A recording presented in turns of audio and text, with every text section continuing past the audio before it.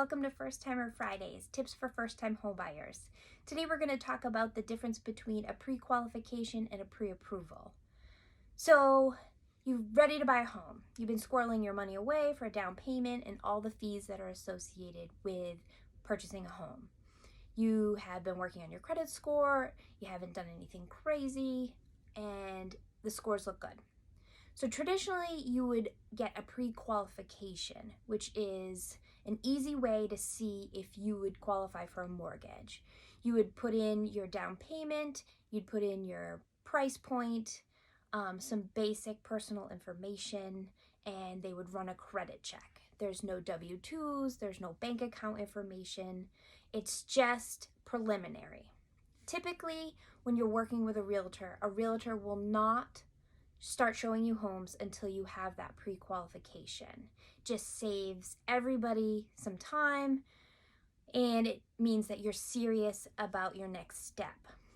Well, now that the market is so crazy and things are flying off the shelves, it's almost a given to skip the pre-qual and go right for a pre-approval. So pre-approval is more in-depth. It does require a credit check, just like the pre-qualification. However, it also requires a lot more information. You'll need copies of your recent pay stubs within the last 30 days, showing your income. You'll need bank account statements. You'll need any sort of additional income sources you may be getting, such as like Social Security or alimony. You'll need your W-2s, both your personal and your business tax information for the last 2 years.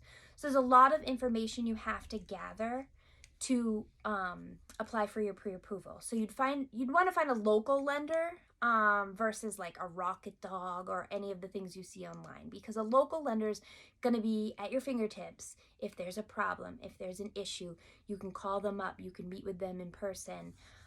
They're here to work with you. So I definitely would recommend finding a local lender. And your realtor should have 4 or 5 names of people that they've worked with that would be fantastic for you to work with. So in today's market, skip the pre-qual, go right to the pre-approval. That will tell you exactly what you'll be able to afford in terms of housing. And then it's really up to you to make the decision as far as, do you want to spend that much money if you're pre-approved for a certain amount, or do you want to maybe spend a little bit less and have lower payments? So it kind of gives you a little flexibility, but it also tells you what you can and can't do. So if you're only qualified for $300,000, you're not going to start looking at $500,000 properties unless you win the lottery or something like that. So hopefully that cleared some issues up for you. I know first-time buyers sometimes have no idea what the next step is after they get their credit in check and they have their down payment ready and they come to a realtor and they're like, I want to see a house. Well, you really need to have that pre-approval these days. Houses are on the market for days now.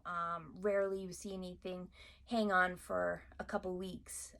So it's best to get your pre-approval done ahead of time, and usually those pre-approvals need to be current. They need to be within the last 30 days. So say you got pre-approved 6 months ago, time to do it again, because things may be different, the market may be different. So hopefully you learned something here today, and I'll see you next Friday for another First Time Friday tip. Thanks, bye.